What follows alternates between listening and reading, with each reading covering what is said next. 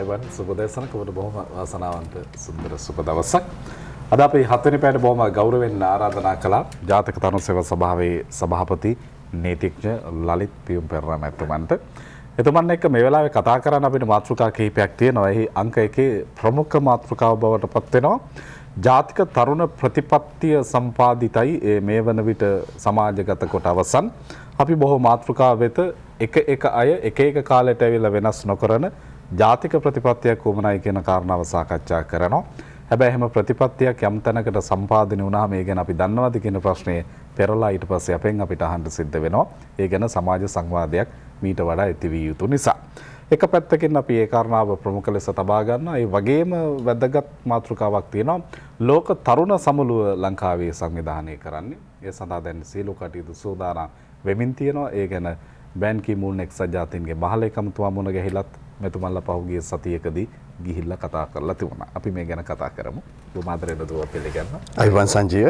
මීට දවස් කිහිපයකට පෙර ආතුව අපි මුණ ගැහිලා ඔබ ඒ සංවාද ඉවරලා කෙලින්ම ගියේ ඇමරිකාව යන්න. එහිදී අපි දැක්කා ප්‍රවෘත්ති වාර්තා තුළ එක්සත් ජාතීන්ගේ මහලේකම් බෑන් කී මූන් මහතා පවා මුණ ගැහුණා ඔබතුමන්ලා. ඇත්තටම කතා කළේ තරුණ සමුළුව ගැන විතරමද රට සම්බන්ධ තව ඊට වඩා වෙන මාතෘකා ගැන එතන පොඩි අදහස් වමාරක් සිදු වුණාද? මොකක්ද එතුමන් සමග ඔබතුමන්ලා ඇති කරගත්ත සංවාදය? සංජීව මගේ ගරු ඇමතුමන් ඩල සලහප්පෙරුම ඇමතුමන් මා සහ ඒ වගේම එක්සත් ජාතීන්ගේ සංවිධානයේ ශ්‍රී ලංකාවේ නිත්‍ය නියෝජිත ආචාර්ය පාලිත කොහොන මැතිතුමන් ප්‍රමුඛ කණ්ඩායමක් මීට සති දෙකකට ඉස්සෙල්ලා ඔබ පැවසු විදිහටම එක්සත් ජාතීන්ගේ සංවිධානයේ මහලේකම්තුමා මුණ ගැසුණා. අපිට විනාඩි 20ක කාලයක් ලබා දීලා තිබ්බා අතිගරු ජනාධිපතිතුමන්ගේ ආරාධනා පත්‍රය ලබා දීමට සහ ලංකාවේ තරුණ කටයුතු සම්බන්ධයෙන් කතා කිරීමට. අර මේ දවස්වල බන් කිමුන් හරි එක්සත් ජාතීන්ගේ සංවිධානය හරි කිව්වහම අපේ රටේ ප්‍රමුඛ මාතෘකාවක් බවට පත් වෙලා තියෙන නිසා ඔබ ඔය මේ කතාව අහන්නෙත් ඇත්තටම ඉඳගත්ත ගමන්ම මා ඉතා සතුටටපත් වුණා. එතුමා අපි දන්නවා එතුමා එක්සත් ජාතීන් සංවිධානයේ මහලේකම් වීමට ප්‍රථමයෙන් කොරියාවේ විදේශ අමාත්‍යවරයා ලෙසින් සිටි ඉතා අත්දැකීම් බහුල රාජ්‍යතාන්ත්‍රිකයෙක්. එතුමා මුලින්ම ඉඳගත්ත I heard that you have a very good youth parliament in Sri Lanka කියලා. ඒක නවනීතන් පිල්ල නෝන කතාවකින් කියලා. නවනීතන් පිල්ල අපි ඇහුවා මේ නවනීතන් පිල්ල නෝනද කිව්වේ නවනීතන් පිල්ල නෝන පමණක් නොවේ. මේ දවස්වල සංජීව ඔබ දන්නවා එතුමන්ගේ නියෝජිතයෙක් ඉන්නවා අහමඩ් අල්හන්දාවි කියලා. ලෝක ඉතිහාසයේ පළවෙනි වතාවට තමයි එවැනි තරුණ නියෝජිතයෙකු පත් කරලා තිබෙන්නේ ලෝකීය තරුණ කටයුතු බැලීමට. එතුමා පසුගිය කාලයේදී ලංකාවට පැමිණ විශේෂ සාකච්ඡා කිහිපයක් කළා. ලංකාවේ යුත් පාර්ලිමේන්තුව ආමන්ත්‍රණය කළා. අපේ ඇමතුමන් මුණ ගැසුණා, ජීල් පීරිස් ඇමතුමා මුණ ගැසුණා, නාමල් රාජපක්ෂ මන්ත්‍රීතුමා අපේ රටේ තරුණතම බාලතුන් පාර්ලිමේන්තු මන්ත්‍රීවරයා ලෙස එතුමා සමග විශේෂ සාකච්ඡාවට කිහිපයක් පැවැත්වුණා. ඒ තුළ මේ රට සම්බන්ධයෙන් මේ රටේ තරුණ කටයුතු සම්බන්ධයෙන් මම හිතන්නේ සුවිශේෂී දැනුවත් වීමක් අපි කතා කිරීමට ප්‍රථමයෙන්ම මහලේකම්තුමා තුළ තිබුණා. ඉතින් අපිට අපේ මාතෘකාව ඉදිරියට ගෙන යාමට විශාල පහසුවක් වුණා. මොකද ඒ සම්බන්ධයෙන් එතුමා හොඳින් දැනුවත් නිසා සහ අපි ඇත්තට සතුටටපත් වුණා. මොකද නැත්තම් ලංකාව අපි හිතන්නේත් බොහෝ දෙනා එක්සත් ජාතීන්ගේ සංවිධානය කිව්වහම අපේ රටේ කතා වෙන්නේ මේ මානව හිමිකම් හෝ ඊට සහනුදවත් මාතෘකා නිසා ඒ ගැන අපි හොඳ තැනකට එනවා ගරු සභාපතිතුමනි. ඒ කියන්නේ මේ ලෝකෙට මොඩල් ආදර්ශක හැදීම වගේ තැනකටනේ අපි මේ ගිහලා දැන් ත්‍රස්වාදයේ පරාජය කිරීම ගැන ලෝක මොඩලේ අපි හැදුවා මීට අවුරුදු 4කට පෙර. තරුණ පාර්ලිමේන්තුව පිළිබඳව ලෝකයට අපි මේ මොඩලයක් හදමින් ඉන්නේ. දැන් නවනීතන් පිල්ල මැතිනිය බොහෝ තැන් ගැන අපිට දොස් කියලා හොඳ කීප තැන් තිබුණා. ඒ අතර යුත් තරුණ පාර්ලිමේන්තුවට ඇවිල්ලා එතුමී කියනවා මම මීට පෙර මෙවන්නක් දැකලා නැහැ. මේ අතිශය ප්‍රීතිජනක අත්දැකීමක් කියලා මට. මහලේකම් බෑන් කී මූන් මැතිතුමත් ඔබතුමා මුණ ගැහුණාම කියනවා මට ආරංචි ඔබේ යුත් පාර්ලිමේන්තුව ගැන කියලා. මේ තුල අපේ රටේ කීර්තිනාමයේ ලෝකෙට යනවා. ඒ තුල අපිට අලුත් අදහසක් අපි ගැන අලුත් නමක් නිර්මාණය කරගන්න වටපිටාවක් හැදෙමින්ද මේ ඉස්සරහට යන්නේ මේ කතාව. සංජීව මං හිතන්නේ මේ පිටුපස විශිෂ්ට රාජතාන්ත්‍රික උපාය මාර්ග ඉවහල් වෙලා තිබෙනවා. අපි මේක මම නිකන් ඔහේ අහම්බුව සිදු වුණ ඔහේ පාත් වුණ යුත් පාර්ලිමේන්තුවක් විදිහට දකින්නේ නැහැ. සංජීව අපි ඉතා හොඳින් දන්නවා මහින්ද චින්තන ඉදිරි දැක්මේදී අතිගරු ජනාධිපතිතුමන් මේ ගෙවන 21 වෙනි සියවස මේ රටේ තාරුණ්‍යයේ සියවස ලෙස ඉතාම පැහැදිලිව නම් කරන්නට යෙදුණා.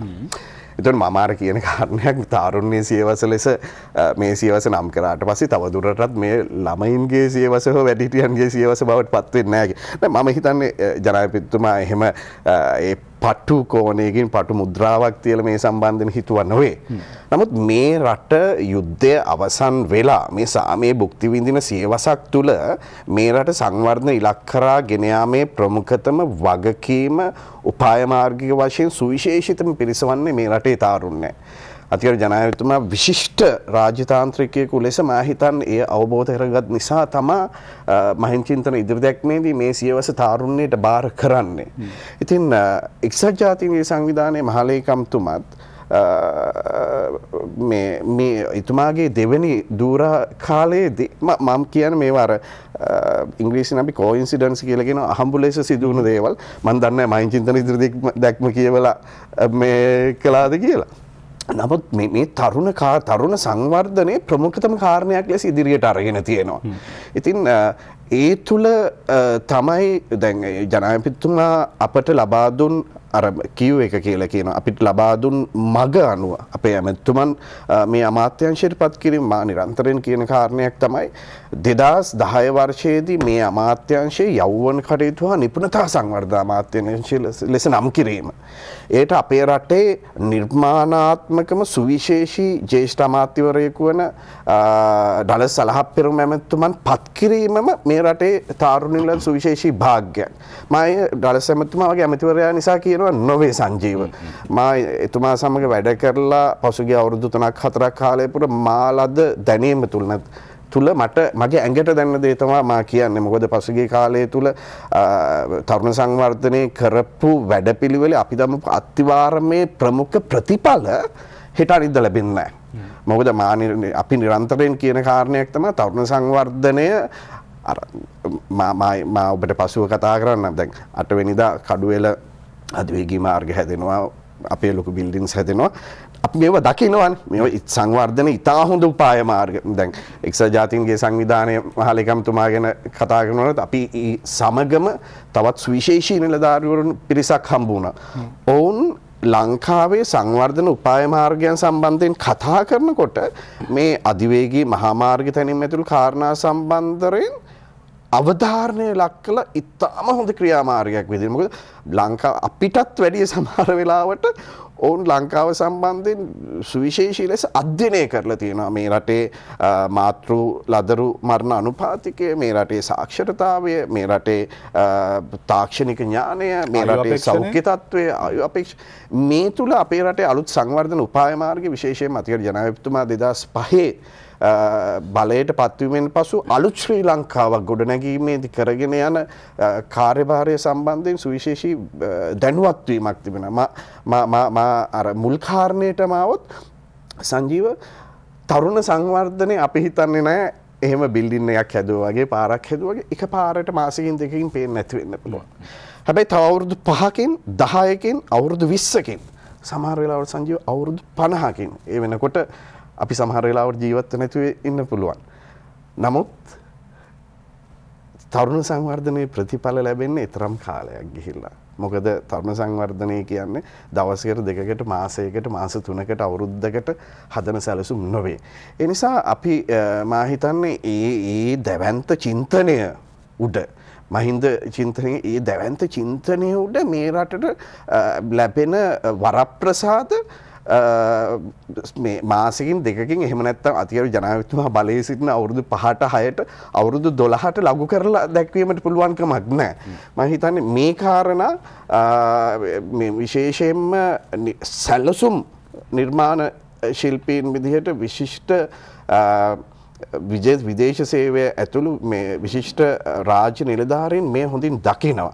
ඒ නිසා තමයි ඔය ඔබ කතා කරපු කාරණය බන් කී මූන් මැතිතුමා මුණ ගැසීම ඇතුළු අනික් කාරණා තුල අපි දැක්කම දලසල හප්පිරුම ඇමැතිතුමත් ආචාර්ය කොහොන මැතිතුමත් අපේ රට සම්බන්ධයෙන් මිනිස්සු හිතන කාරණා සහ සංජීව අනික් කාරණේ අපි විශේෂයෙන්ම සතුටටපත් වෙන්නේ ඒ චාරිකාව තුළ අපිට පුළුවන්කම ලැබුණා මේ රට සම්බන්ධයෙන් අලුත් මානයක් දැක්මක් පෙන්වීම විශේෂයෙන්ම තරුණ සංවර්ධනයේ මේ ලෝක තරුණ සමුළුව පැවැත්වීම තුළ උදාහරණයක් විදිහට දැන් මේ ජිනීවා සමුළුව තුළ අපේ රට සම්බන්ධයෙන් ඍණාත්මක ප්‍රතිරූපයක් දක්වන සමහර සංවිධානවල තරුණ නියෝජිතයින් අපි දන්නවා බල කෙරෙනවා ඔවුන්ගේ ප්‍රමුඛතම නිලධාරීන්ට ලංකාව තරුණ කටයුතු සම්බන්ධයෙන් මෙවැනි තැනක සිටින්නේ. ලංකාවේ අධ්‍යාපන ප්‍රතිපත්තිය මෙහෙමයි. ලංකාවේ සෞඛ්‍ය ශාස්ත්‍රය මෙහෙමයි.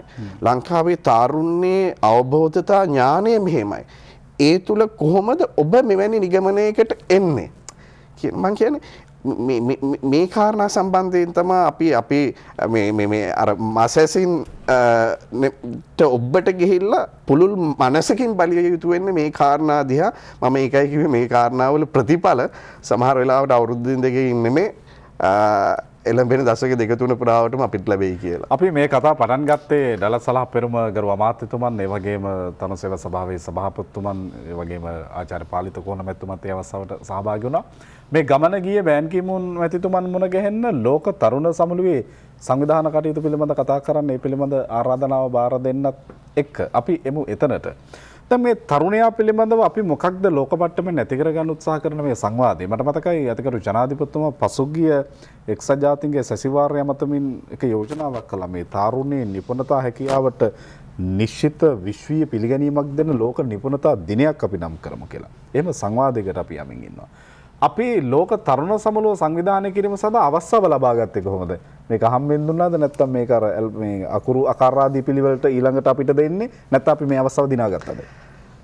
සංජීව ලෝක තරුණ සමුළුව කිව්වහම බොහෝ දෙනා සමහර වෙලාවට දැනුගත් මිනිස්සුත් මගෙන් අහනවා මේක මොන වගේ එකක්ද, කොච්චර නැටුම් පෙන්නනවද, ලංකාවට ආවම බයිලා කියලාද නටන්නේ, මේක නොදන්න දෙයක් විදිහට.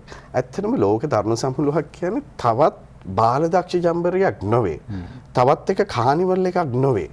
මේ ලෝක තරුණ සමුළුවෙන් අපි කතාවට බහට ලක් කරන්නේ අපි දන්නවා ලෝකයේ මේ වෙනකොට සහස්‍රක සංවර්ධන දර්ශක 2015 වෙනකොට මිලේනියම් ඩෙවලොප්මන්ට් ගෝල්ස් දක්වලා තියෙන ඒ දර්ශකයක් විදිහට දක්වලා තියෙන්නේ. අපි කතා කරන 2015 ඔබට මේ ලෝකයේ දියුණු කිරීමේදී, ලෝකයේ සංවර්ධනය කිරීමේදී තරුණයා මෙහි උපාය මාර්ග වශයෙන් කොතනද සානගත කළ යුත්තේ කියලා. ඒ තුල ප්‍රධාන වශයෙන් මාතෘකා 7ක් අනුමාතෘකා විදිහට අරගෙන කතා කිරීමට සූදානම් සහ එක්සත් ජාතීන්ගේ සංවිධානයට මෙහි අවසාන ලියවිල්ල මේ වෙනකොට zero draft එක ලෙස ප්‍රමුඛතම ලියවිල්ලක් එළියට ඇවිල්ලා තිබෙනවා. එහි අවසානාත්මක ලියවිල්ල විශේෂයෙන්ම ලෝකයේ බොහෝ රටවල් අපි බලාපොරොත්තු වෙනවා රටවල් විශාල ප්‍රමාණයකින් තරුණ කටයුතු සම්බන්ධ අමාත්‍යවරු සහභාගී වෙයි කියලා. ඊට අමතරව ලෝකේ සෑම රටකින්ම තරුණ නියෝජිතින් පැමිණෙයි කියලා අපි බලාපොරොත්තු වෙනවා. ඔවුන් එකට එකතු වෙලා මෙතුවක් කාලයකට එවැනි ලියවිල්ලක් කවදාවත් ලෝක ඉතිහාසයේ තරුණ සමුළු පැවැත්වෙලා තිබෙනවා. විශේෂයෙන්ම 1998 දී පෘථිකාලේ බ්‍රාගා නගරයේදී සුවිශේෂී තරුණ සමුළුවක් පැවැත්වුවා. නමුත් කවදාවත් මෙවැනි ලියවිල්ලක් නිර්මාණය වෙලා නැහැ. සහ සංජීව සුවිශේෂී කාරණයක් තරුණ අයිතිවාසිකම් සම්බන්ධයෙන්. මම කියන රටක් විදිහට අපිට තරුණ අයිතිවාසිකම් සම්බන්ධයෙන් කතා කිරීමට හේතු තියෙනවා. අපේ රට සුවිශේෂී රටක් අපිට අමතක කරන්න බෑ. අවුරුදු 40ක් දශක 4ක් ඇතුළත දකුණේ තරුණයා මධ්‍ය ලක්ෂ්‍ය කරගෙන කැරලි දෙකක් පැන නැගුණු රටක්. උතුරේ පැන නැගුණු සිවිල් යුද්ධයත් අවසානාත්මක බැලීමේදී මේ තරුණයා මැදට කරගෙන තමා මේ LTT සංවිධානය මෙහෙයුවේ. ඉතින් එවැනි රටකට ඒ ගැන හිතලා තීරණ අරගෙන ඉදිරියට ගෙන යාමට ලෝක දේශපාලනය මෙහෙයවීමට ලෝක තරුණ සංවර්ධනය මෙහෙයවීමට බලපෑමක් කිරීමට සහ පූර්වාදර්ශ සැපයීමට අයිතියක් තියෙනවා. ඉතින් අපි හිතනවා දැන් 1948 දී මානව හිමිකම් සම්බන්ධ ලියවිලි නිකුත් වුණා වගේ අපි දන්නවා දම්බාට නෝක්ස් වල සෑන් ෆ්‍රැන්සිස්කෝ වල එක්සත් ජාතීන්ගේ සංවිධාන නිර්මාණය වුණා වගේම ලංකාවේ පැවැත්වෙන ලෝක තරුණ සම්මේලනය සමග ලෝක තරුණයන්ට තරුණ අයිතිවාසිකම් සම්බන්ධයෙන් සුවිශේෂී දර්ශනයක් සහිත ලියවිල්ලක් ලැබෙයි කියන විශ්වාසය අපිට තියෙනවා.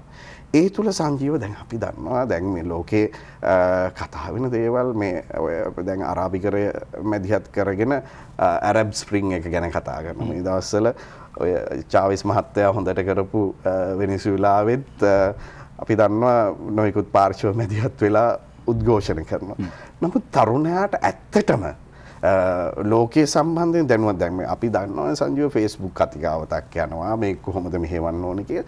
නෑ තරුණයාට ඇත්තටම Tamanගේ අයිතිවාසිකම් මොනවාද? යහපාලනය වෙනුනේ කොමන ආකාරයෙන් මෙහෙයුත්තේ? Taman ජීවත් වන රටට Taman ඉපදුණු මාතෘ භූමියට අදාළව මේ කාරණා කොහොමද ක්‍රියාත්මක වෙන්නේ? මේ ආදී සියලු කාරණා මෙහිදී සාකච්ඡාවට භාජනය වෙනවා. මම හිතන්නේ ලෝකයේ දේශපාලනික ස්ථායීභාවය අනාගතයේ ඇති කිරීමටත් මොකද අමතක කරන්න එපා සංජීව තරුණ සමුළු වලට එකතු වෙන තරුණ නායකයින් තමයි අනාගතයේදී ඒ රටවල් වල තරුණ නායකයින් බවට පත් වෙන්නේ. ඒ නිසා මම කියන්නේ අර ජනාධිපතිතුමා නිතරම කියන දෙයක් එව බලව කියන සංකල්පය පිටරට මිනිසුන්ට පිටරටියන්ට ආරාධනා කරනවා විදේශිකයන්ට ආරාධනා කරනවා ඇවිල්ලා ලංකාව දිහා බලන්න කියලා. ඉතින් මේ රජයේ ප්‍රමුඛතම ප්‍රතිපත්තියක් තමයි මෙවැනි සමුළු පැවැත්වීම. මොකද ලංකාව සම්බන්ධයෙන් දැනුවත් වීමට අවස්ථාවක් ලබා දීම.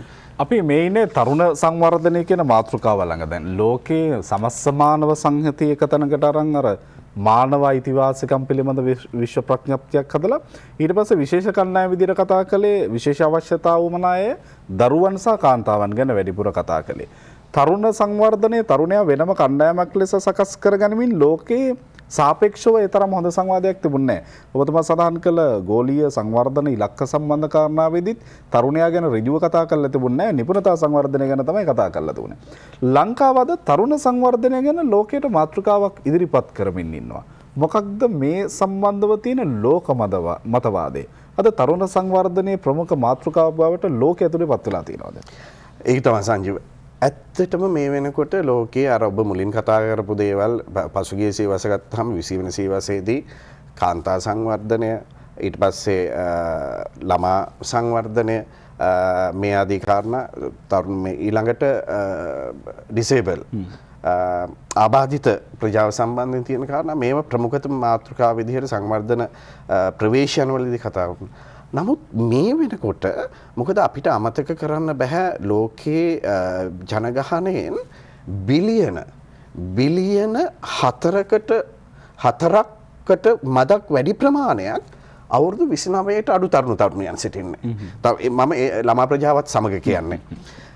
මේනුත් බිලියන 2ක් වැනි ප්‍රමාණයක් අවුරුදු 13ත් 29ත් අතර සිටින තරුණ අවදියේම සිටින තරුණයන් තියෙන. ඉතින් ලෝකය අවබෝධ කරගෙන තියෙන මොන කලාපය ගත්තත් අපි දන්නවා කලාප වශයෙන් ගත්තාම මේ ආසියානු කලාපය විශේෂයෙන්ම තරුණ ප්‍රජාව අපි කියනවා මේ youth bonus එකක් කියලා ප්‍රජා විද්‍යාත්මක තරුණ පාරිතෝෂිකයක් තියෙන කලාපයක් බවට මේ කලාපය පත් වෙලා තිබෙන්නේ. ඉතින් ඒ තුල මේ තරුණ යා ගැන නිරන්තර සාකච්ඡාවක් ඇවිල්ලා තිබුණා සහ ලෝකයේ නිර්මාණය කිරීමේදී අනාගත දේශපාලන අනාගත රාජ්‍ය නිර්මාණය කිරීමේදී ප්‍රමුඛතම බලපෑම් කණ්ඩායම් විදිහට තරුණ කණ්ඩායම් ඉදිරියට ඇවිල්ලා තියෙනවා. ඒ කියන්නේ ලෝකේ අපි තමයි ප්‍රජා විද්‍යාව මේ කතා කරන්නේ ජනගහන පිරමීඩය ඇතුළේනේ.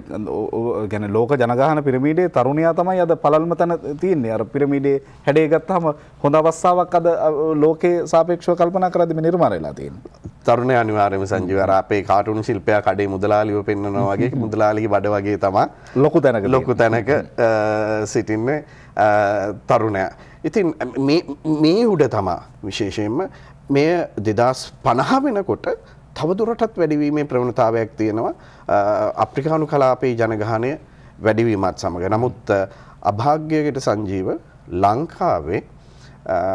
ලංකාවේ මේ වෙනකොට අපිට තරුණ වරප්‍රසාදයක් තිබුණා.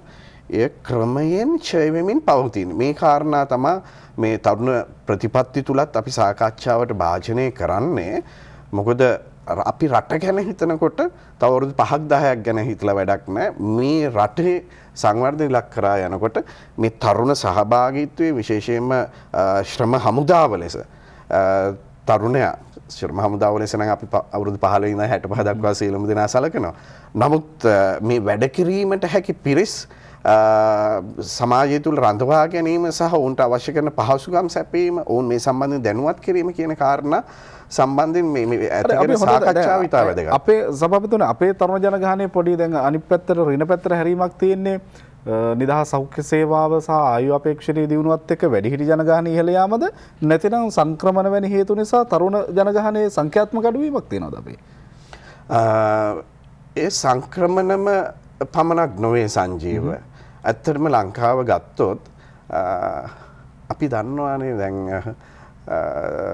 සමහර කාරණා සම්බන්ධයෙන් මාතෘ මරණානුපාතිකය, ලදර මරණානුපාතිකය, අපේ රටේ සාක්ෂරතාවය. දැන් මේ Facebook ගැන කතා කරන්නේ පරිගණක සාක්ෂරතාවය හිතාගන්න බැරි ප්‍රමාණයකට ඉදිරියට යනවනේ සංජීව. මගේ අතේ තියෙනවා Youth and Development Realizing the Millennium Development Goals කියලා අපේ අමාත්‍යාංශය විසින් ප්‍රකාශයට පත් කරන්න ලියවිල්ලක්. මම මේ ස්වාධීන රූපවාහිනියට එන ගමන් මේ කියවාවේ ඔබ විශ්වාස කරන්න මේ රටේ තරුණ ගහණයෙන් මේ මොබයිල් ෆෝන්ස් එහෙම නැත්නම් මේ දුරකථන මේ මොබයිල් ජංගම දුරකථන තිබෙන තරුණ තරුණියන්ගෙන් වැඩි ප්‍රමාණයක් සිටින්නේ මේ වතුකරේ.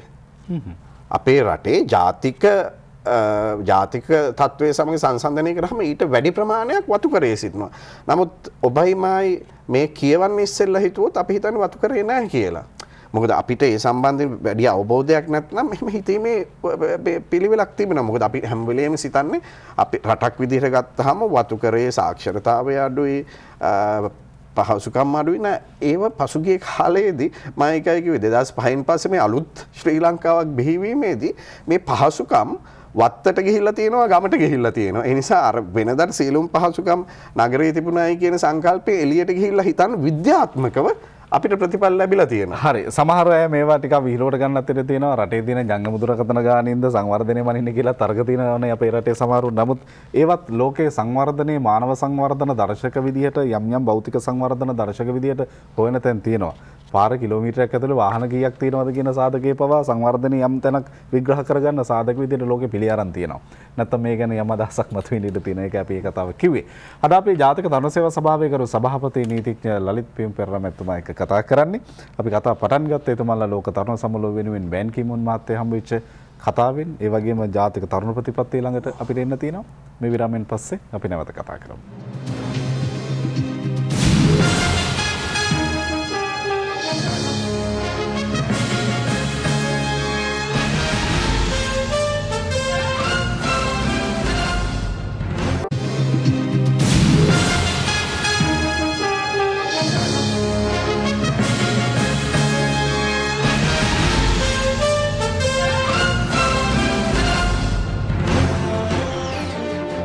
අපි ජාතික තරුණ ප්‍රතිපත්තිය ගැන කතා කරන්නත් එක්ක තරුණ සේවා සභාවේ ගරු සභාපතිතුමාට අද එන්න කිව්වේ. දැන් අපි ශේෂ්ත්‍ර කිහිපයකට දැනටමත් ජාතික ප්‍රතිපත්ති හදාගෙන යනෝනේ කාන්තා කටයුතු සම්බන්ධව, දරුවන් සම්බන්ධ, විදේශගත ශ්‍රමිකයන් ගැන අපේ ජාතික ප්‍රතිපත්තියක් තියෙනවා. එහෙම අපි දැන් කිහිපයක් ගැන ජාතික ප්‍රතිපත්ති හදාගෙන ඉන්නේ.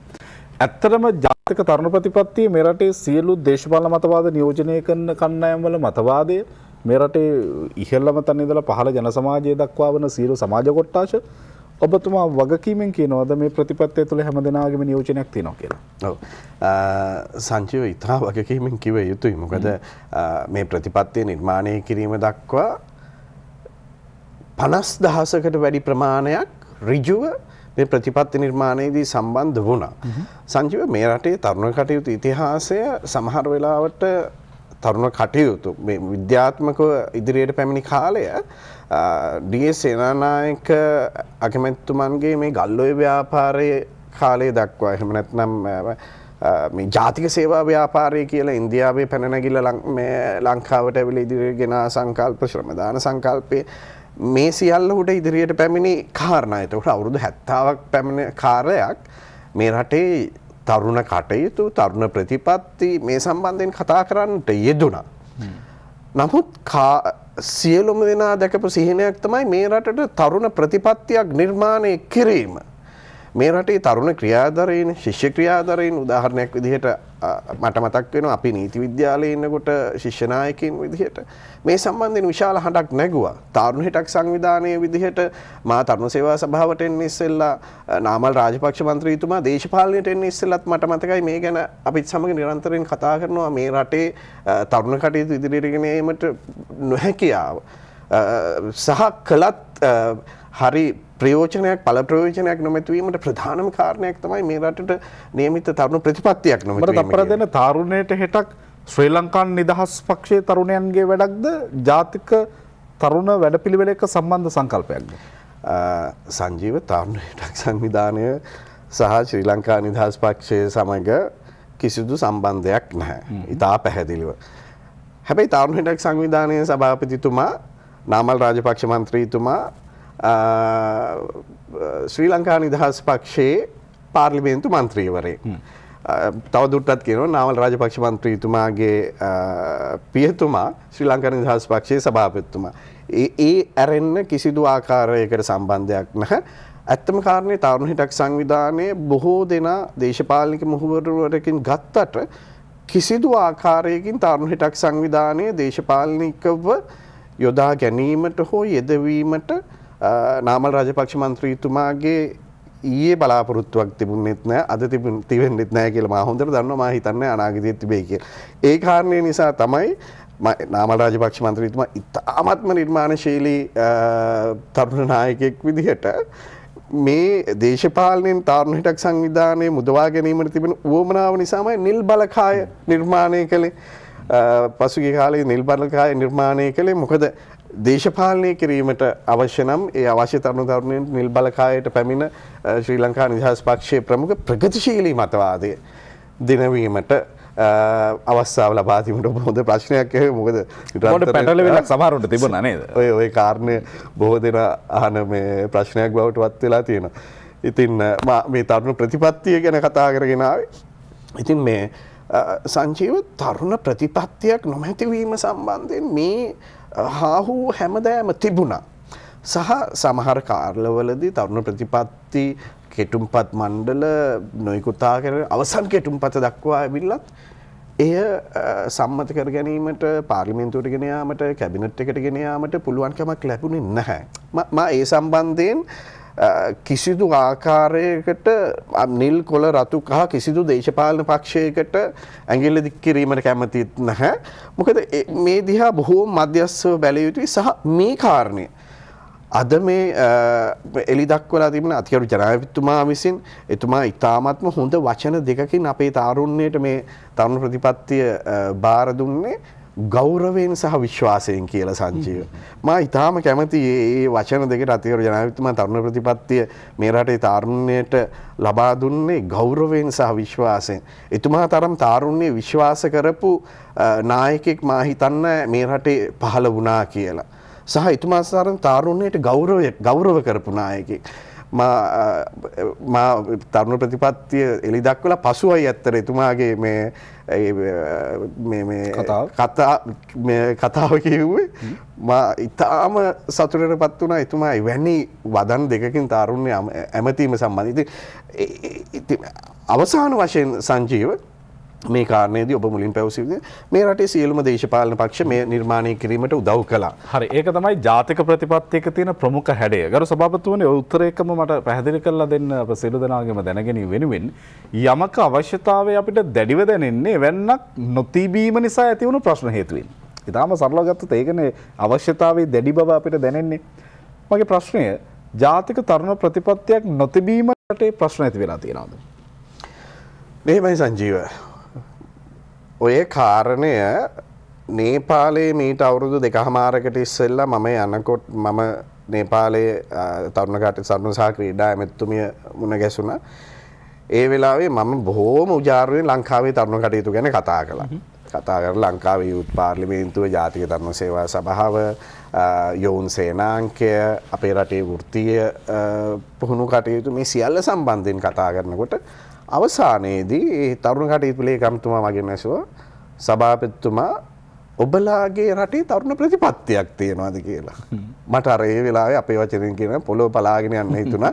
මොන කතා කිව්වත් අවසාන වශයෙන් අපිට තරුණ ප්‍රතිපත්තියක් නෑ නේද කියලා. හැබැයි සමහර කාරණා සංජීව දැන් ජාතික තරුණ සේවා සභාවේ 1979 අංක 69 දරන පනත. මා නීතිඥයෙකුත් නිසා මා මේ තනතුරට පත් වූ ගමන් මම විශාල කාලයක් මේ සම්බන්ධයෙන් අධ්‍යයනය කළා සහ මට එලෙස උපදෙසුත් ලැබුණා. මා තවමත් තරයේ සිටිනවා ඉතාමත්ම හොඳ පනතක් කියලා. සුවිශේෂී බලතල තිබෙන මේ රටේ තරුණ කටයුතු සම්බන්ධයෙන් විධිමත් දැක්මක් ඇතිව නිර්මාණය කළපු හොඳ පනතක්. ඒ පනත ගෙනාවේ UNP ආණ්ඩුවකින් කියන එක ඔබට ගැටලුවක් නෙවෙයි. සංජීව අපි ඇත්ත කියන්නයි මේ බිම හිඳ ගන්නයි බයවීමට වමනාවක් නැහැනේ. ඉතින් කවුරු කළත් ඒක හොඳ නම් ඇත්තයි කීමට මේ කොන්ද පණ තියෙන්න ඕනේ කියලා මම හිතන්නේ. ඉතින් ඒ තුල මං කියන්නේ සමහර වෙලාවට මේ ඒ කාරණා සහ නොයෙකුත් ආනුෂාංගික කරුණු ඒ පනත ඒමටත් ප්‍රථමයෙන් මං කියන්නේ එක්සත් ජාතික පක්ෂයේ ආණ්ඩුවට දැන් මම සංජීව මම ජනාධිපතිතුමාට මේ ජාතික තරුණ ප්‍රතිපත්තිය නිර්මාණය කිරීමේ සම්පූර්ණ ගෞරවය ලැබිය යුතුයි කියලා මම කෙලින් කියලා මේ නමුත් ඒ සම්බන්ධයෙන්ුත් පසු කාලීන උදව් කරපු සියලුම දෙනාටත් අපි ස්තුතිවන්ත විය යුතුයිනේ. ඒ වගේම දැන් 79 තරුණ සේවා සභා පනතේමට ප්‍රථමයෙන් ඊට ප්‍රථමයෙන් පැවති ආණ්ඩුවත් සුවිශේෂී දායකත්වයක් දැක්වුවා. ශ්‍රීමා වණ්ඩාරනායක මැතිණියගේ ආණ්ඩුව මේ සම්බන්ධයෙන් මොකද 71 මේ කරලි පැන නැගුණාට පස්සේ මේ තරුණ කටයුතු සම්බන්ධයෙන් විශාල අවධානයක් මේ රටේ නිර්මාණය වුණා. ඒ තුල ඉදිරියට ආවේ. ඉතින් සංජීව තරුණ ප්‍රතිපත්තිය නොමැති වුණා කියලා මේ රටේ තරුණ කටයුතු නතරුනේ නැහැ. ඔබ කියන කාරණේ හරි. හැබැයි සංජීව මේ ප්‍රතිපත්තියක් නැහැ කියන්නේ අපි දැන් ස්වාධීන රූපවාහිනියේ මේ ගොඩනැගිල්ලේ ඉන්නවා. මේ ගොඩනැගිල්ලට අත්තිවාරමක් නැතුව ෆවුන්ඩේෂන් එකක් නැතුව හැදුවයි කියන්නේ අපිට මොන විශ්වාසයක්ද තියෙන්නේ මේ ගොඩනැගිල්ල කොච්චර කාලයක් යයි කියලා. අපි මූදට නැවක් දානවා. මේ මූදේ නැවට හරි සුක්කානමක් නැහැ. යන පාර දන්නේ නැහැ. මාලිමාවක් නැහැ. මොන දිශාවටද යන්නේ කියලා දන්නේ නැහැ. අන්න ඒ විදිහට තමයි මෙතුවක් කාලයක් මේ රටේ තරුණ කටයුතු පැමිණි. ගියා මිනිස්සුන්ට පේනවා මම කියන්නේ ජාතික තරුණ සේවා සභාව හරි වෙන ආයතන හරි මම තරුණ සේවා සභාව කියන්නේ මේ රටේ ප්‍රමුඛතම තාරුණ්‍ය සම්බන්ධ ප්‍රමුඛතම රාජ්‍ය ආයතන වුණාට මේ රටේ සියලුම තරුණ කටයුතු නිර්මාණය කරන හෝ ඒ සම්බන්ධ සුවිශේෂී බලධාරය නොවේ. මේ රටේ සංජීව තරුණ කටයුතු සම්බන්ධයෙන් ඍජුව වැඩ කරන 33000ක් ශ්‍රම හමුදාවක් සිටිනවා. 33000ක් ඍජුව තරුණ කටයුතු සම්බන්ධයෙන් වැඩ කරන අය. ඉතින් මේ රාජ්‍ය නොවන සංවිධාන වෙන්න පුළුවන්. දැන් උදාහරණයක් විදිහට ගත්තහම මේ රටේ බාලදක්ෂ ව්‍යාපාරය, බාලදක්ෂිකා ව්‍යාපාරය, ඊට පස්සේ YMB එක තරුණ බෞද්ධ සංගමය, තරුණ ක්‍රිස්තියානි සංගමය, තරුණ මුස්ලිම් සංගමය මේ විදිහට විශාල පරාසයකට මේ තරුණ කටයුතු විහිදෙනවා. ඉතින් මේ සියලුම දෙනාට පිළිගත හැකි සහ මේ රටේ තරුණ කටයුතු මේ විදිහට ඉදිරියට යා යුත්තේ කියන විද්‍යාත්මක වැඩපිළිවෙලක් තිබුණ නැහැ කියන කාරණේ තමයි මා කියන්නේ. ඒ කියන්නේ මේ යන ගමනට අවශ්‍ය පාලනය, අවශ්‍ය නියාමනය, අවශ්‍ය මාර්ගෝපදේශනය සමස්ත ඒ කියන්නේ පදනමක් මූලික පසුබිමක් නැතුණාම යන්න පුළුවන්. නමුත් වැටුනොත් මොකද කරන්න කියන උත්තරේ නැති වෙන්න ඉඩ තියෙනවා. මේ ඇතුලේ තියෙන ප්‍රශ්නයක් වුණොත් විසඳුමක්ද සහිතව සාර්ථකව මේ රටේ තාරුණ්‍යයේ සංවර්ධනය ඊටාම ප්‍රශස්ත තැනකට ඔසවා තැබීම සඳහා වන ප්‍රතිපත්තිය මේ වන විට ඔබතුමන්ලා මේක සමාජයට මුදා හැරලා තියෙනවා. තව ඔබ අතට මේපත් නොවුණා නම් මේ පොත නැතිනම් මේ ප්‍රතිපත්ති ප්‍රකාශය හොයාගෙන කියවන්න වටිනවා. අපි මේ විරාමෙන් පස්සේ සභාපතිතුමා කැලි කතා කරමු. මේ දවස්වල තරුණ විශේෂයෙන් මේ භද්‍ර යෞවනය සම්බන්ධවත් සමාජය තුළ යම් සංවාදයක් තියෙනවා. ඔවුන්ගේ සමාජ විබ්බඩ විභාවිතය ගැන සමාජය පොඩ්ඩක් උණුසුම් වෙලා තියෙනවා. අපි ඒ ගැනත් මෙතුමන් එක්ක කතා කරමු මේ විරාමෙන් පස්සේ.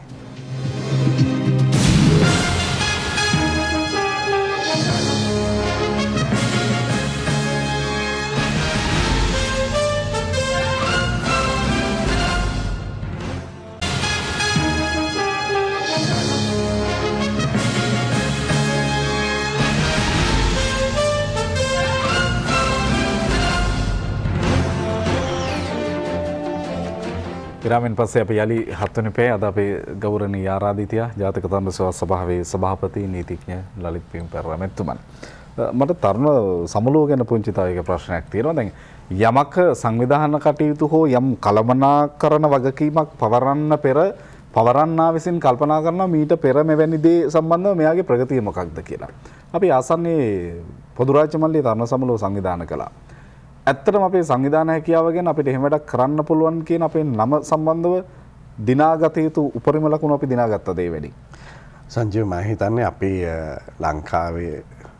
අපි ලංකාවේ බොහෝ දෙනා ශ්‍රී ලාංකික අපි සියලුම දෙනා රූපවාහිනියෙන් මේ සියල්ල දැක්කා. දැන් ස්වාධීන රූපවාහිනිය තරුණ සමුළුව සම්පූර්ණයෙන්ම ඉතා විශිෂ්ට අයුරින් ආවරණය කරන්නට හේතුණා.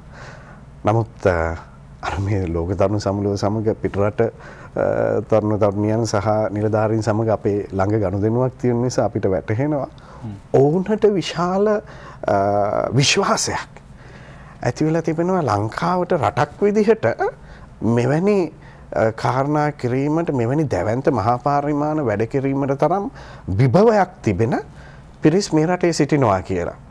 මේක සියලුම රටවල් සම්බන්ධයෙන් වෙන්නේ නැහැ සංජීව. දැන් උදාහරණයක් විදිහට මේ ලෝක තරුණ සමුළුව සම්බන්ධ කාරණා අපි පටන් ගන්නේ 2010 දී. 2010 දී මාත් ඩලසල් හප්පිරුම ඇමතුමත් මෙක්සිකෝවේ අවසාන වශයෙන් පැවති ලෝක තරුණ සමුළුවට සහභාගී වුණු වෙලාවේ ඒක අවසන් වෙලා එක පත්තරයක ලියවිලා තිබ්බා මේක ඉන්ෆ්‍රාස්ට්‍රක්චර් බ්ලන්ඩර් එකක් කියලා. මේක මේ යටිතල පහසුකම් සැලැස්වීම සම්බන්ධයෙන් දැකගත හැකි ඉතාමත්ම නරක උදාහරණයක් කියලා. හැබැයි අපි දන්නවා අපේ රටට පැමිණි රාජ්‍ය නායකයන් තරුණ නායකයන් සංජීව විශ්වාස කරන්න තරුණ සමුළුව හම්බන්තොට පැවැත්වෙලා ඒ වෙලාවේ ඉන්දියාවෙන් පැමිණි ඉන්දියාවෙන් විශේෂයෙන්ම මදුරාසි නගරෙනුත් තරුණියක් පැමිණිය. බංග්ලාදේශයෙන් පැමිණි පාකිස්තානයෙන් පැමිණි තරුණයින් මට වෙනම ඇවිල්ලා ස්තුතිවන්ත වුණා ඔබතුමන්ලා රටක් විදිහට මේ කලාපය බේරගත්තා කියලා. මොකද පොදු රාජ්‍ය මණ්ඩලයේ තරුණ සමුළුවට බොහෝ තරුණ තරුණියන් පැමිණියේ මේ සිටියේ ලංකාව දැකලා. එහෙම නැත්නම් Google එකට ගිහිල්ලා ලංකාව සර්ච් කරලා මේ විදිහට දැනීමකින් පමණයි. ආසියාවේ තවත් රටකටත් මේ තවත් පොඩි දූපතකට ගිහිල්ලා අපිට අතරමං වෙන්න වෙයිද? මේ රටේ මිනිස්සු මොන ආකාරයකට අපිව පිළිගන්නේද? මොන පහසුකම් තියේද? මොකද ඒ ලංකාව සම්බන්ධයෙන් එහෙම දියුණු කතිකාවතක් මේ සමහර රටවල් වල නෑ සංජීව. ඉතින් මම හිතන්නේ ඔබ හොඳ මේ ප්‍රශ්නයක් ඇසුවේ. මොකද අපේ රට සම්බන්ධයෙන් මේ රට සම්බන්ධ තියෙන ප්‍රතිරූපය මේ කාරණා සම්බන්ධ ඉතා විශාල වශයෙන් ඉදිරියට පැමිණුණා. එය අනාගතයේදී ඒ සුවිශේෂී බලපෑම මේ රටේ වැඩිහිටියන්ට නෙමෙයි අනාගතයේ බාර ගැනීමට සිටින තරුණ පරම්පරාවට සහ අපේ ළමා පරපුරට තමයි තිබෙන්නේ. හරි. ඔය ග්ලෝබල් සර්ච් කිරීම ගැනත් මතක් කළානේ. අපි මේ අන්තර්ජාල භාවිතය ගැන පරිගණක සාක්ෂරතාවයේ අතිනුත් හොඳ තැනක ඉන්න නිසා අපි මේ වන විට විශේෂයෙන් තරුණ පරම්පරාව අන්තර්ජාල සම්බන්ධතාව සමග ජීවත් වෙනවා බොහෝ විට. අන්තර්ජාලයේ මහා වනාන්තරයක් නම් අපේ තරුණයෝ මේ වනයේ මැද්දේ අතරමං වෙලා කියලා සමාජය තුළ තර්කයක් තියෙනවා. කියන හොඳ දේවල් කලාවක් ඇතුළේ තියෙන්න පුළුවන් බොහෝ විට අපි නරක තැන් වලට තල්ලු වෙමින් ඉන්නවද කියන එක. මේ ගැන නීතිඥයෙක් විදිහට තාරුණ්‍ය පිළිබඳ අත්දැකීම් තියෙන මම කිව්වම මනාප එන එකක් නෑ. දැන් තාරුණ්‍ය ගිලිහෙමින් යන තැනක ඉන්න ඔබ. මේ ගැන දරන ආකල්පයේ අදහස මොකක්ද? ඔව් සංජීව අපි තේරුම් ගන්න ඕනේ දැන් ඔබ පැවසු විදියට මට අවුරුදු 20 දී 20ත් පහු වෙලා 2000 දී 2000 වර්ෂයේදී මම නීතිඥයෙකු විදිහට මට අවුරුදු 24 දී දිවුරුම් දෙනකොට තමයි මගේ අතට මේ මොබයිල් ෆෝන් එකක් ලැබෙන්නේ. ඊට පස්සේ ඉන්ටර්නෙට් එක අන්තර්ජාලය අපි භාවිතා කරන්නේ 1993ට පස්සේ. හරියටම 95 දී විතර මම හිතන්නේ මම අන්තර්ජාලය භාවිතා කරන්න ගත්තේ. ඒ අපේ පරම්පරාව. ඊට ප්‍රථමයෙන් සිටිය පරම්පරාව සංජීව මම ලංකාව නැතුව පිටරට උදාහරණයකින් කියන්නම් අපේ අයටත් තේරුම් ගන්න. ඔබ දන්නවා බිල් ගේට්ස් මහත්තයා මයික්‍රොසොෆ්ට් ආයතනයේ ප්‍රධානියා. එංගලන්තයේ මහරජින ආරාධනා කරනවා රාත්‍රී භෝජන සංග්‍රහයකට එන්න කියලා. බිල් ගේට්ස් මහත්තයා බකින්හම් මාලිගාවට ගිහිල්ලා රාත්‍රී භෝජන සංග්‍රහයට මහරජිනිය සමග ඉදිරියට යනවා. කම්පියුටර් කාමරයක් පාස් වෙනකොට බිල් ගේට්ස් මහත්තයා අහනවා ඔබතුමියගේ කම්පියුටර් දැනුම මොකක්ද කියලා. දෙවන එලිසබෙත් මහරජිනිය කියන මම මේ වගේම දුරට තමයි මේවා දැකලා තියෙන්නේ කියලා. ඒ වගේම ඒ කාලේ මම මොකද මගේ පශ්චාත්තුපාදියට එංගලන්තයේ හිටිය නිසා මම මේ ඒ දවස්වල පත්තරවල ගිය දේවල් මා හිතනවා බ්‍රිතාන්‍යයේ අග්‍රාමාත්‍ය ධුරය දරපු විශේෂයෙන් කම්කරු පක්ෂයේ ප්‍රධානතම රාජ්‍ය නායකයා සහ සුවිශේෂී රාජ්‍යතාන්ත්‍රිකයා විදිහට ටෝනි බ්ලෙයා මැතිතුමා අවුරුදු 10ක් ලේසි නෑ කම්කරු පක්ෂයෙන් රජය කරන්න. එතුමාට කම්පියුටර් එකක් ඔන් කරගන්න කොහොමද කියලා අවබෝධයක් තිබුණේ නැහැ. ඒක පරම්පරාව. මම ලංකාවේ පරම්පරාව ගැන කියන්නේ නැතුව අපි අය කැමති මේ එංගලන්ත කතා කියනවට ඒකයි කිව්වේ. හැබැයි සංජීව ඔබ විශ්වාස කරන්න දැන් මම මේ රටේ තරුණ සේවා අධ්‍යක්ෂ ජෙනරාල්වරයා. මම iPhone එකක් මට පාවිච්චි කරන්න බැරි නම් මට හොඳ Facebook page එකක් නැත්නම් මේ රටේ තරුණ තරුණියන්ගෙන් 96%ක් Facebook එකේ ඉන්නකොට මට මේ සම්බන්ධයෙන් අවබෝධයක් නැත්නම් මගේ ඊමේල් වලට මගේ Twitter page එකක් හරියට යන්නේ නැත්නම් මට තරුණයන් සම්බන්ධයෙන් මම කොහොමද අවබෝධ කරගන්නේ? උදාහරණයක් විදිහට මගේ දුවයි පුතයි අවුරුදු 4යි 5යි. මට වැඩි ඉතා හොඳට මගේ ටෙලිෆෝන් එක පාවිච්චි කරන්න තේරෙනවා. ඒගොල්ලෝ කැමති නැහැ. දැන් මම මේ ඊයේ පෙරේදා සෙල්ලම් ලැප්ටොප් එකක් ගෙනල්ලා දුන්නා. කැමති නැහැ. මොකද තාත්තගේ ඇත්ත එක පාවිච්චි කරන්න පුළුවන් දැන් තාක්ෂණය දැනුමක් මේ අවුරුදු 4-5 වෙනකොට මේ දරුවන්ට ලැබෙනවා. හැබැයි අපි ලැප්ටොප් එකක් දැක්කේ කොයි කාලෙද? මගේ අපි දැන් අවුරුදු 30 ගණන් වල ඉන්න පරම්පරාව. රයිට්? සංජීවගේ පරම්පරාවට එනකොට ඊට වැඩිය වෙනස්. මේ අපි සංජීව අපි පාසලේදී දහම් පාසලේදී කතික තරඟවලට විවාද තරඟවලට යනකොට මේ පරම්පරාවේ පරපරතරය ගැන කතා කළා. 1980 ගණන් වල 90 ගණන් වල අපි ළමයි ලෙස අපි කිව්වේ අවුරුදු 4න් 4ට ජෙනරේෂන් ගැප් එකක් එනවා කියලා. හැබැයි සංජීව දැන් නම් මාස 6ක් යනකොට මං හිතන්නේ මාස 6ක වයස වෙනසකින් පරම්පරාවක් වෙනස් වෙනවා කියලා. ඊතරම් මේ කාරණා වෙනස් වෙනවා. ඇත්තම කාරණය අපි මේ සම්බන්ධයෙන් මේ කතා කිරීම තමයි විශේෂයෙන් වැදගත් වෙන්නේ. සහ පුවත්පත්වල මේ සම්බන්ධයෙන් දැන් තරුණියක් සියදිවි නසාගත්තා කියලා Facebook වලට කතා කරනවා. හැබැයි සංජීව අපි තේරුම් ගන්න ඕනේ 1996 වෙනකොට සාමාන්‍යයෙන් පින්ලන්තය දැන් අපි මේ සියදිවි නසා ගැනීම අපේ රටේ තරුණ සියදිවි නසා ගැනීම වැඩි මේ බොහෝ කතන්දර කියනවානේ. හැබැයි සංජීව ඔබ විශ්වාස කරනවාද අපේ රටේම වගේට වැඩි යුරෝපාකරයේ තරුණගේ සියදිවි නසා ගැනීම වැඩි මේ සමහර කාරණා බොහොම අතිශයෝක්තියෙන් කීමට උනන්දුවක් දරනවා. ඇත්තම කාරණේ මේ රටේ සියදිවි නසා ගැනීම පසුගිය අවුරුදු 10 ඇතුළත විශ්වාස කළ නොහැකි අඩු වෙලා තියෙන්නේ. විශ්වාස කරමු ඒ විදිහට අඩු වෙලා තිබෙන්නේ. සහ රටක් විදිහට මේ කාරණාවලදී අපේ සංස්කෘතික බලපෑම් තරුණයා විශේෂයෙන්ම ඉච්ඡාබංගත්වයට පත්වීම ආදී කාරණා බලපානවා. නමුත් මා කියන්නට යත්න දරන්නේ සංජීව මේ Facebook හරි අන්තර්ජාලය හරි වැනි උපාංග රටේ සංවර්ධනයට තරුණයාගේ සංවර්ධනය ශිෂ්‍යයාගේ සංවර්ධනයට අපේ පරපුරේ සංවර්ධනයට යොදා ගැනීමේ විශාල ශක්්‍යතාවයක් තිබෙනවා.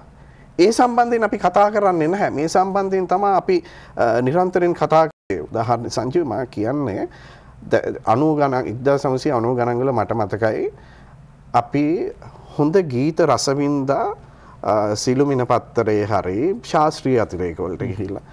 හැබැයි මේ දැන් බලන් මේ ස්වාධීන රූපවාහිනිය බලාගෙන සිටින කෙනෙක් Facebook අඩවියට ගිහිල්ලා බලන්න භූවනික බා යූත් සොසයිටි කියලා යාපහුවේ සර්ච් කරලා බලන්න ඉතාම හොඳ ගීත රස වින්දන විවරණ තිබෙනවා. සංජීව Facebook එකට හරි අන්තර්ජාලයට ගියාම වෙනදට අපි පත්තරයක ගීතයක් රස වින්දාම ඒ විවරණය පමණයි කියවන්න තියෙන්නේ. නැත්තම් චිත්‍රයක් ඇඳලා තියෙනවා. හැබැයි අන්තර්ජාලයේ සින්දුව අහන්න පුළුවන්, සින්දුව නරඹන්න පුළුවන්, විචාරය කියවන්න පුළුවන්, විචාරයට කමෙන්ට්ස් දෙන්න පුළුවන්. මේ ආදී විදිහට මම කියන්නේ විශාල ඉඩක් තිබෙනවා. දැන් මා එනකොට මේ ඊයේ පෙරේද මට කිව්වා මහාගමසේකර ගැන මේ විදිහට Facebook page එකක් තියෙනවා කියලා. මහාගමසේකර ගැන පමණක් අපේ රටේ ඉතිහාසයේ මහා වංශය මට ඊයේ පෙරේද කියවෙහිමට වුණා කියලා මගේ අතේ මහා වංශය නෑ මගේ පුස්තකාලේ. ඉතාම පහසුවෙන් අන්තර්ජාලයෙන් ලබා ගැනීම පුළුවන්කම. ඉතින් මේ අර මේ ඊයේ පෙරේද අමාත්‍යවරයෙක් කිව්වා මේ පාන් කපන පිහිය මේ බෙල්ල කපන්න පුළුවන් කියලා පිහිය පැත්තට කිරීමේ පුරුද්දක් නෑ. අසහ මේ රටේ විශාල වශයෙන් එහෙමනම් මහා මාර්ග අනුතුරු වලින් විශාල වශයෙන් පිරිස් මිය යනවා. මේකේ පාරවල් වැසීමේ සිරිතක් නෑනේ සංජීව. ඉතින් මේ කාරණා නමුත් සංජීව එක කාරණයක් අපි තේරුම් ගත යුතුයි. බොහෝ පිරිස් මේ අලුත් ප්‍රවණතාවයන් මේ රටට විරුද්ධව මේ මාතෘ භූමියේ ස්වෛරීභාවයට විරුද්ධව අපේ රටේ යහපාලනයට විරුද්ධව ඉදිරියට ගෙන යාමේ කුමන්ත්‍රණ තිබෙනවා. මේක නෑ කියන්න බෑ. මේ අනිවාර්ය අපිට මා හිතන අපිට වැඩි වෙලාවක් නෑ. නමුත් ලෝකයේ දිහා ඉතා මනවින් අධ්‍යයනය කිරීමේදී ලෝකයේ අනිත් රටවල් වන වෙන දේවල් මේ ඉතා පැහැදිලි. ඒ නිසා මා හිතන රටක් ජාතියක් විදිහට අපි ඒ සම්බන්ධයෙන් අවධානය සිටිය යුතුයි කියලා. හොඳයි. බොහොම ස්තුතියි ඔබතුමන්ට අපේ ඇරයුම පිළිගැනීම වෙනුවෙන් අපි කාලේ අන්තිම තැනටම ඇවිල්ලා ඉන්නේ. ඉක්මනින්ම අපි සමගන්න. බොහොම ස්තුතියි. අපි හෙට උදේ 7ට යලි 7 වෙනි පැයදී කතා කරමු.